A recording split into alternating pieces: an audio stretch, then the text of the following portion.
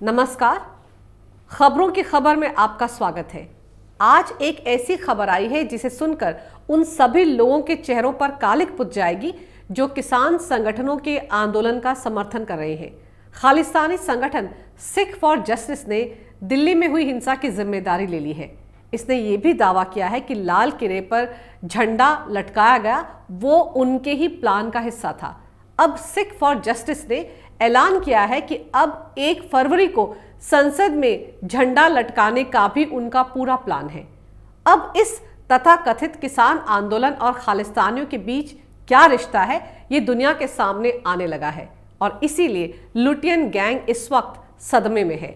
बेचारे समझ ही नहीं पा रहे हैं कि कैसे उनकी लिखी बिसात पलट गई, कैसे जो आग वो लगाना चाहते थे वो लगने से पहले ही बुझ गई। जैसा वो सोच रहे थे, जैसा वो चाहते थे वो हुआ ही नहीं और जो कुछ हुआ उससे तो उनकी बात बन ही नहीं पाई।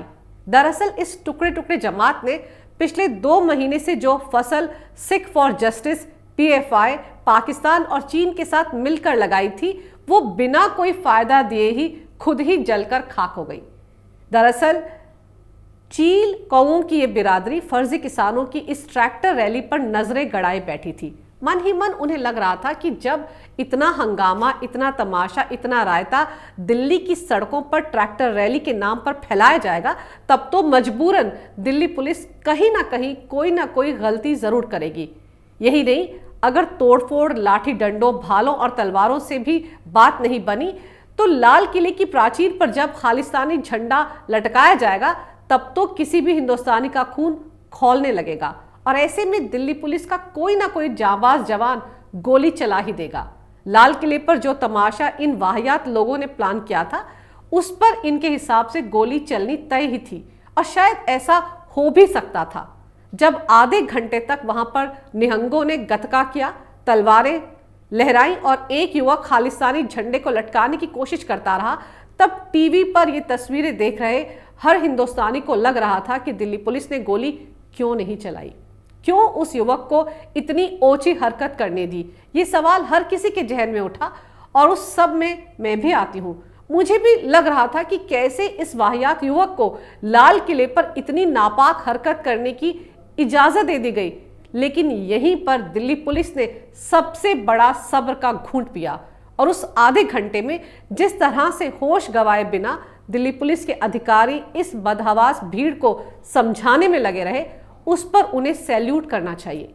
जिस तरह के सब्र और धैर्य का सबूत उस वक्त दिल्ली पुलिस ने दिया, उसकी जितनी तारीफ की जाए उतनी कम है, क्योंकि उस वक्त अगर दिल्ली पुलिस के एक भी जवान ने कुछ सेकंड के लिए सब्र गवा दिया होता तो ये पूरी लुटियन जमात आज उस एक पल की एक चूक के लिए, एक गलती के लिए पूरी दुनिया में रोती गाती नाचती फिर रही होती और फिर उसी एक गलती को गुनाह बता बताकर मोदी सरकार को घेर रही होती। देश ही नहीं, विदेश में भी मोदी सरकार को किसान विरोधी, फासिस्ट सरकार बता बताकर पूरी दुनिया में बदनाम कर रही होती। लेकिन इनका प्लान धरा का धरा रह गया। अब देखिए, खिसियानी बिल्ली की तरह ये खंबा नोच रहे हैं। ये लुटियन गैंग दीप संधू नाम के उस खालिस्तानी युवक को संगी साबित करने में लग गया है जिसने लाल किले की प्राचीर से खालिस्तानी झंडा लटकाया था। उसकी बीजेपी सांसद सनी देओल के साथ, प्रधानमंत्री मोदी के साथ तस्वीरें दिखा दिखाकर ये लोग अब भी हाथ से निकल चुके एजेंडे को जिंदा करने में लगे हुए हैं। मजेदार तो यह है कि इस आंदोलन की शुरुआत में जब इस दीप संधू ने अंग्रेजी में सिंधु बॉर्डर पर भाषण दिया था, तब यही सारे कांग्रेसी नेता उसे पढ़ा लिखा किसान बताकर उसका महिमा मंडन कर रहे थे, उसकी अंग्रेजी पर और उसके किसान होने पर इतराते फिर रहे थे। और अब सब उसको बीजेपी का आदमी साबित करने पर उतारू है। तब ये इन्हें हीरो नजर आ रहा था और अब यही उन्हें जीरो नजर आ रहा है। 27 नवंबर के कांग्रेस के नेताओं के ट्वीट देख लीजिए, कैसे इसी दीप संधू की तस्वीरें लगा लगाकर उसे एक क्रांतिकारी किसान बता रहे थे, उसे किसानों की आवाज बता रहे थे। कहने का मतलब है कि कांग्रेस का सारा इकोसिस्टम दीप संधू के इर्द गिर्द घूम रहा था। कांग्रेस IT सेल के गौरव पांधी तो, जो कि राहुल गांधी के बेहद करीबी हैं, उनके ट्वीट देख लीजिए और फिर खुद तय कीजिए कि हकीकत क्या है। 27 नवंबर को गौरव पांधी ने फिल्मकार विवेक अग्निहोत्री के दीप संधू की फोटो वाले ट्वीट को रीट्वीट करते हुए लिखा था कि पंजाब में पढ़े लिखे किसान हैं और दीप संधू उनमें से एक है। वो अपने हक के लिए बोल रहा है, जबकि विवेक अग्निहोत्री जैसे लोग मोदी सरकार के गुलाम बन गए हैं। फिर अगले ही दिन कंफ्यूज्ड गौरव पांधी ने दीप संधू की पीएम मोदी के साथ वाली फोटो ट्वीट करते हुए लिखा कि लगता है कि इसे बीजेपी ने प्लांट किया है ताकि किसान आंदोलन में सारा फोकस उसी पर है। किसान आंदोलन में अपनी अनाप शनाप बातों से वो इस आंदोलन को भटका दे। अब सवाल ये कि क्या किसी की तस्वीर से ही साबित हो जाता है कि वो किस पार्टी से है? अगर ऐसा है तो अलगाववादी नेता यासिर मलिक की तो कई तस्वीरें डॉक्टर मनमोहन सिंह और सोनिया गांधी के साथ हैं, तो क्या वो दोनों ही अलगाववादी हैं? यही नहीं, पुलिस कर्मियों को अपने ट्रैक्टर के नीचे कुचलने पर उतारू निक्की भल्ला की तस्वीरें तो राहुल गांधी के साथ भी हैं। तो क्या माना जाए कि राहुल ने उसे पुलिस कर्मियों को कुचलने के लिए भेजा था?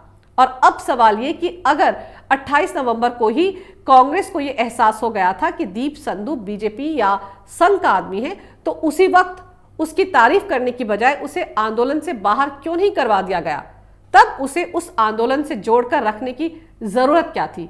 रही बात बीजेपी सांसद और फिल्म स्टार सनी देओल की, जिनकी की दीप संधू के साथ तस्वीरें हैं, तो याद कीजिए 6 दिसंबर को ही सनी देओल ने बाकायदा ट्वीट करके साफ कर दिया था कि उनका दीप संधू के साथ कोई रिश्ता नहीं है। जाहिर है 27 नवंबर को दीप संधू के इस भाषण के बाद ही सनी देओल ने यह सफाई पेश की थी।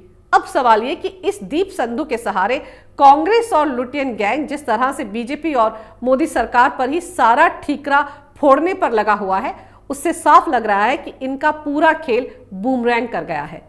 इस पूरे इकोसिस्टम में सबसे पहले सो कॉल्ड बड़े पत्रकार राजदीप सरदेसाई ने एक फेक ट्वीट करके पूरे फसाद को एक नया ट्विस्ट देने की कोशिश की थी। जब इनके झूठ की पोल खुल गई तो जनाब ने चुपके से ये फेक ट्वीट डिलीट भी कर दिया।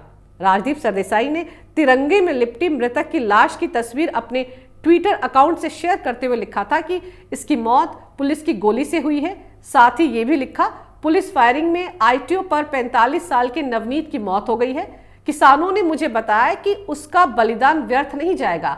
यही नहीं, इस ट्वीट के साथ साथ अपने ही चैनल पर आकर अपने रिपोर्टर से बात करते हुए ये झूठी जानकारी शेयर भी कर दी।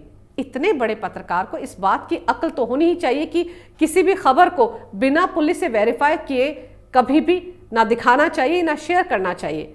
और खबर तो ये भी है कि राजदीप की इसी फेक ट्वीट के बाद ही दंगाइयों ने पुलिस पर हमला करना शुरू किया था। इस फेक न्यूज के आते ही उत्पात मचा रहे उपद्रवी और ज्यादा भड़क गए और फिर उन्होंने लाठी, डंडों, भालों और तलवार से पुलिस कर्मियों पर ताबड़तोड़ हमले शुरू कर दिए और करीब 450 पुलिस कर्मियों को जख्मी कर दिया। अब ये पद्मश्री से सम्मानित पत्रकार राजदीप इस तरह की भड़कीली अफवाह फैलाने के लिए क्या अपनी जिम्मेदारी कबूल करते हुए माफी मांगेंगे? यही नहीं, कई ट्विटर वीर इस मौके का फायदा उठाने के लिए तैयार बैठे थे। अब तो बॉलीवुड गैंग कहां है जिन्हें दूर बैठे इन फर्जी किसानों से बड़ी हमदर्दी हो रही थी? वो दलजीत दोसांझ कनाडा में बैठकर अब भी भड़काऊ बातें ट्विटर पर लिख रहा है। उसे अब भी शर्म नहीं आ रही है। इस शख्स ने किसान आंदोलन के लिए 1 करोड़ रुपए दान में दिए थे। ये दान किसान आंदोलन में शामिल गरीब किसानों के लिए दिया गया था या फिर सिख फॉर जस्टिस को दिया गया था? ये दान आखिर किसे दिया गया था, ये अब दलजीत दोसांझ को सामने आकर बताना चाहिए। दिल्ली में हुए इस हुड़दंग की तस्वीरें अब दलजीत ट्विटर पर पोस्ट कर रहे हैं और पूछ रहे हैं कि ये क्या किसान आपको आतंकवादी लगते हैं? इसका करारा जवाब दलजीत को लोग ही दे रहे हैं। उनकी इस पोस्ट पर लोगों ने भी उन्हें आईना दिखाना शुरू कर दिया है। दिल्ली पुलिस के जख्मी हुए अधिकारियों और जवानों की तस्वीरें डाल कर लोग ट्विटर पर दलजीत दोसांझ से पूछ रहे हैं कि क्या ये किसान लगते हैं। दिलचस्प तो यह है कि इस टुकड़े टुकड़े गैंग के बाकी सीआर भी राजदीप के ट्वीट के बाद हुआ करने की पूरी तैयारी में थे, लेकिन ऐन मौके पर पोल खुलने के साथ खुद राजदीप ही अपने बिल में घुस गया। वैसे राजदीप के ट्वीट से ही अंदाजा लगाया जा सकता है कि कैसे ये जमात उतावली हो रही थी। इनको लग रहा था कि जल्द से जल्द कहीं से भी पुलिस की तरफ से गोली चलने की खबर आ जाए और फिर ये कोहराम मचा दे, तांडव मचा दे। लेकिन दिल्ली पुलिस ने सब्र दिखाकर इनके सारे मंसूबों पर पानी फेर दिया। लुटियन गैंग की गीदें तो इसी तरह की लाशों पर अपनी जेबें भरती आई हैं और इसी एजेंडे के लिए उन्हें विदेशों से पैसे भी मिलते हैं। लेकिन अब जब इनके मंसूबे धरे के धरे रह गए हैं तो जाहिर है ये हुआ तो करेंगे ही। अगर आपको मेरा ये वीडियो अच्छा लगे तो कृपया इसे लाइक करें, शेयर करें और हमारे चैनल को सब्सक्राइब जरूर करें। देखते रहिए कैपिटल टीवी। अगर आपको हमारा वीडियो पसंद आया हो तो इसे लाइक करें, हमारे चैनल को सब्सक्राइब करें और हाँ, बेल आइकन दबाना ना भूलें ताकि आप तक हमारे वीडियो की नोटिफिकेशन पहुंचती रहे। आप अपना सुझाव हमें कमेंट बॉक्स में दे सकते हैं। हमारे साथ जुड़ने के लिए शुक्रिया।